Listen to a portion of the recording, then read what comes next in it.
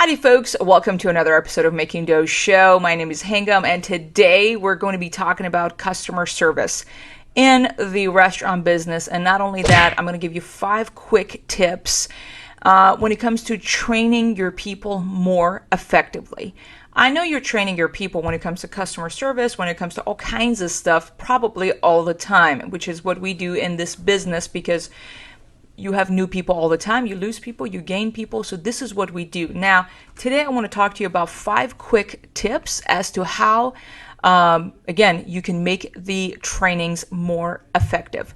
I personally love training our people, and I got to do that for like 3 years very intensely and a lot on a day-to-day basis. And then after that, I decided I'm going to create a lot of trainings in video format, and that is what we did. So we're able to move up as restaurant owners. I was able to equip our managers to be like, these are the standards, these are the trainings that I'd like you to provide for our team. So that has saved us a lot of time. So that is a recommendation I have for you as well. Now, first step in doing a better job when it comes to customer service training is to define, and your team must have a clear understanding and sharing of what great customer service actually is. What is great service? You need to ask them to tell me, how does great service look like when it comes to this? So they need to be able to clearly see good service versus bad service. And one of the things you can do is give them specific scenarios. Hypothetically, when a customer walks in, tell me how would great greeting our customer would look like, and have them demonstrated to you. What will a mediocre one look like? And which one do we want to be, right? And for them to assess. Because a lot of times you'd be surprised what people are aware and not aware of where it is. And we need to define our expectation to our people. You need to define your service non-negotiables, right? Do you have something like that? So when it comes to your service, your operations is different than our operations. You probably have some things that are non-negotiables when it comes to your customer service. You need to define those. They need to be written down. They need to be turned into standards. There needs to be training for those that are non-negotiable, because otherwise they will be negotiable and they will negotiate it and they will not be on top of it. Is it me or it is not you? I don't know. Everybody goes through that. Next thing is we must have a training system, right? If we want to improve our customer service training, we must have a system, and we are always improving the system. Correct? So if the system is not effective, we need to observe the system. And some of the systems that we have, one of them is team training passports. That is a system that we have created for our operations. You should create your own and what is best for you and your restaurant. Now, if you want more questions about how we've created ours, I'd be happy to share them with you. You can always email me at makingdoughshow@gmail.com and what have you. We can chat, no problem. But we have created what we call team member passports. We have a passport for a new hire in the kitchen. We have a new passport for a front of the house when they get hired. We have passports for people to go from a team member to a lead. We have passports for people to go from a lead to a manager and beyond. That's part of the system that we have. So what is in the passport? It goes exactly defined within the 1 week, within 2 weeks, within 3 weeks. Where do we want that team member to be? And so that is to equip our master trainer to implement that system, right? So in the passport, for example, we have, let's talk about menu training. Is a training within the passport, and in it I go over how to train the team member, how to help them memorize different dishes we have, how to describe that dish, how to know the ingredients. All of those are in the passport. So the passport has 2 sides. One is the training of specific aspects, and also quizzes are there for my trainer to document the progress of this team member. So for example, this team member goes and watches a video on how do we run food to a table, and the quality control checkpoints we have, what to say at the table and things like that. So they go watch that video and they come back, and my trainer is able to know, ask this question, and based on what the team member who's being trained is responding, the trainer is able to score that team member. So it's like a quiz and training all at the same time in the passport, and the passport goes into the team member's file. And this as well has a documentation thing, is that if a team member is not performing after all the trainings we've provided, and by week 4 you already need to be here, and if they're not where they need to be, I have documentation to prove that this is all the training we provided, this is all the quizzes that we've provided, and these are the scores. And with that, it seems like this is not a good company for you. It's not a good fit for you to be part of this team, because they're not able to make progress with our training. Otherwise, people are going to be like, you're playing favoritism. You are training so-and-so more than this person and that person. And that's why we have a system for things, people. So it's equal opportunity. Everybody goes through the same training. That's how it is in school.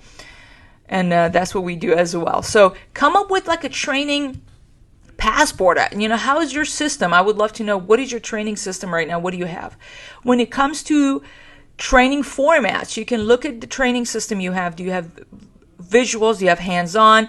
Do you have videos? Do you have quizzes? I have noticed the best way is a mix of all of them. You can't have just one format. It needs to be a mix of multimedia thing for it to work. The training scores must go into the team member's file. That is documentation that you need, as I mentioned.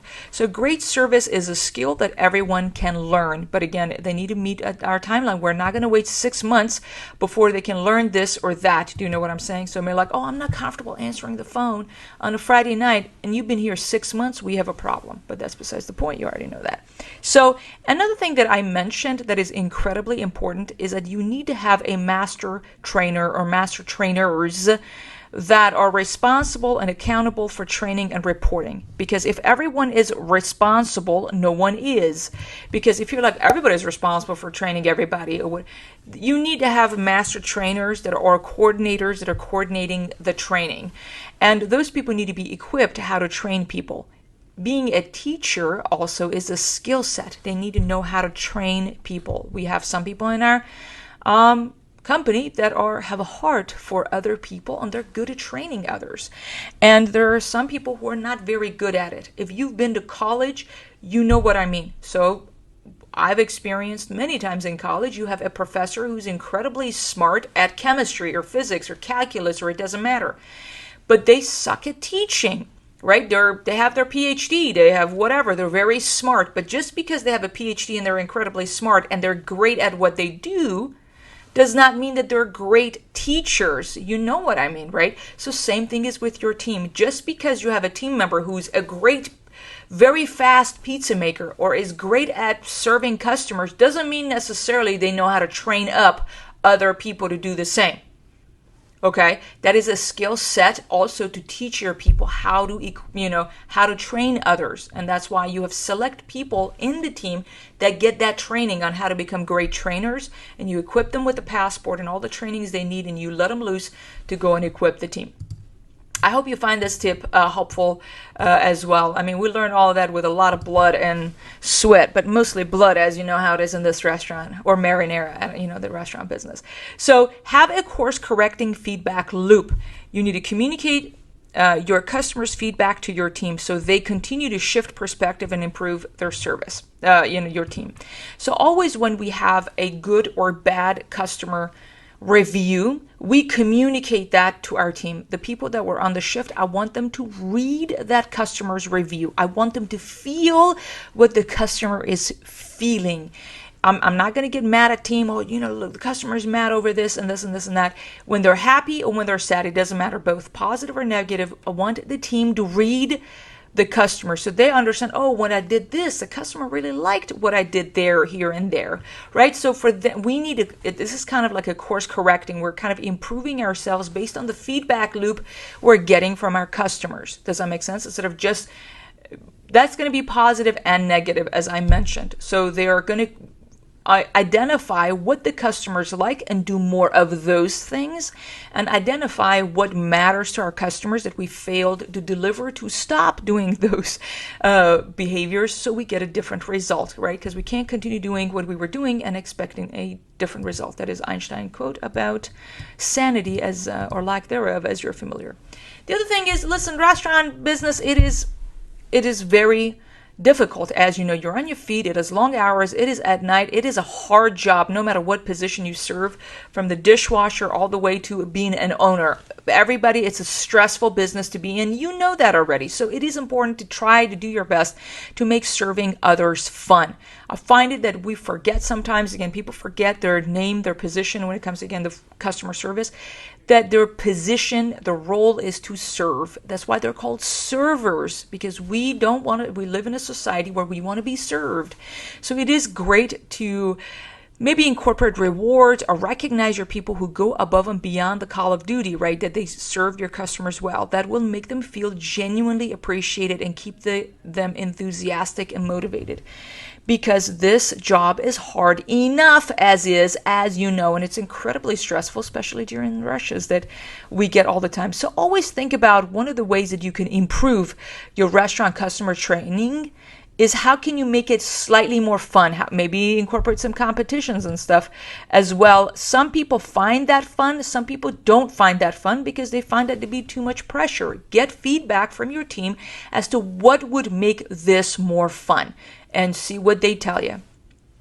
Some other tips is that be specific in presenting your appreciation by telling them what they did well, that deserve this recognition, and we want to make it public and also private recognition depending on one's preference. I've noticed some people don't even necessarily want public recognition because they're too shy. There's some people like that, so be mindful of that as well.